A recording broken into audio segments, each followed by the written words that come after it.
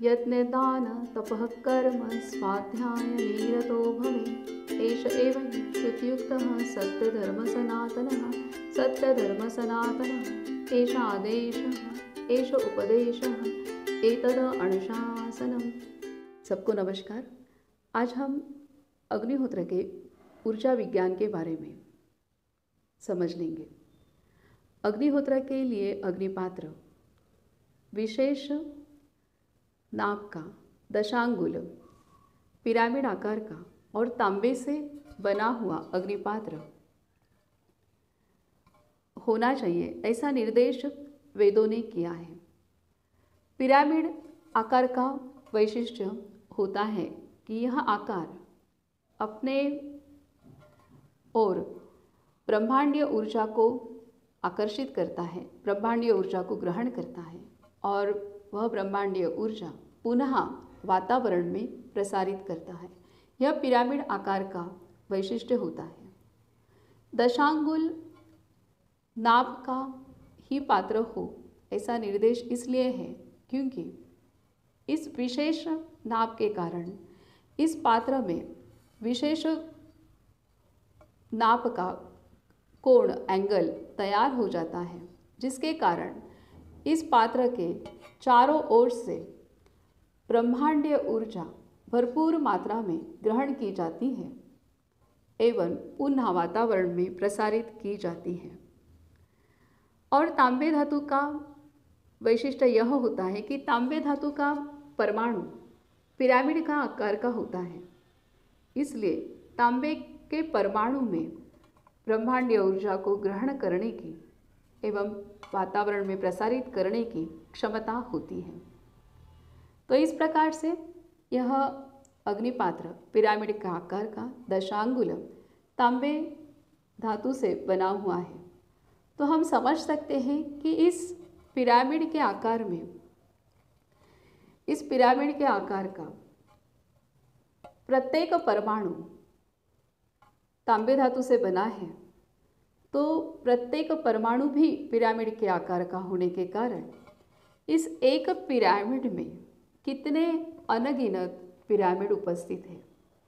तो इस प्रकार से अग्निपात्र का प्रत्येक परमाणु ब्रह्मांडीय ऊर्जा को अपनी ओर आकर्षित करता है और पुनः वातावरण में ऊर्जा को प्रसारित करता है।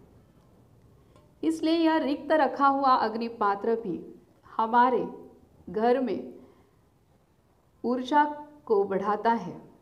और जब यह अग्निपात्र अग्नि के सानिध्य में आता है तो इस अग्निपात्र की ऊर्जा ग्रहण करने की क्षमता और भी बढ़ जाती है। जैसे कि हम विधिवत सूर्योदय एवं सूर्यास्त के समय अग्निहोत्र इस पात्र में करते हैं, तो इस पात्र की ऊर्जा ग्रहण एवं प्रसारण करने की क्षमता कई गुना बढ़ती है। ऐसे वैज्ञानिकों ने संशोधन किया है।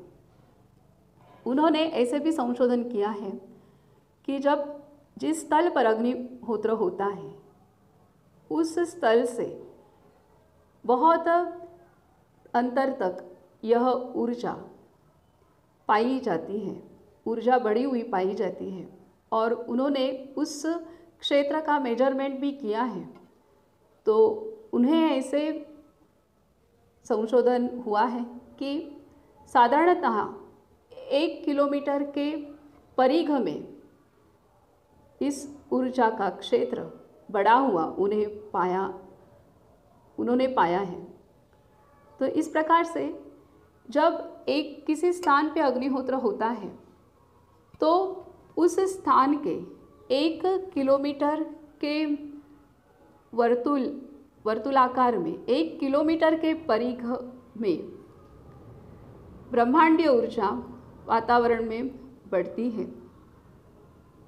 तो हम समझ सकते हैं कि जब मेरे घर में अग्निहोत्र होता है तो उसका परिणाम मेरे घर के ऊपर, नीचे, दाहिने, बाएं और चारों दिशाओं में 1 किलोमीटर के अंतराल में वह परिणाम, वह ऊर्जा का क्षेत्र बढ़ा हुआ पाया जाता है। तो एक इतनी बड़ी सेवा है कि मेरे अग्निहोत्र करने से मेरे घर में ऊर्जा तो बढ़ने वाली है ही, साथ ही साथ वह ऊर्जा 1 किलोमीटर के परिघ में बढ़ने वाली है।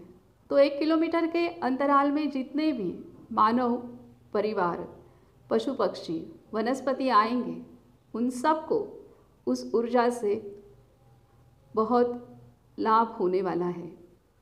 तो ये बहुत बड़ा योगदान मेरा सब जीवों के प्रति जाने अनजाने में मेरे घर में अग्निहोत्र संपन्न होने से हो जाता है। प्रदूषण के कारण पांचों तत्व शक्तिहीन हो चुके हैं। प्राण शक्ति की मात्रा बहुत घट चुकी है। अग्निहोत्र ऐसा एकमेव उपाय है कि जो हम घर में कर सकते हैं और हमारे घर के वातावरण को शक्तिशाली बना सकते हैं। हमारा घर प्राण शक्ति से भरपूर होगा ही, लेकिन साथ साथ हम अपने अड़ोस पड़ोस के वातावरण को भी शुद्ध, शक्तिशाली, प्राण शक्ति से संपन्न बना सकते हैं। तो क्यों ना हम सब मिलकर अपने अपने घर में अग्निहोत्र करें और 5 तत्वों को शक्तिशाली बनाने के लिए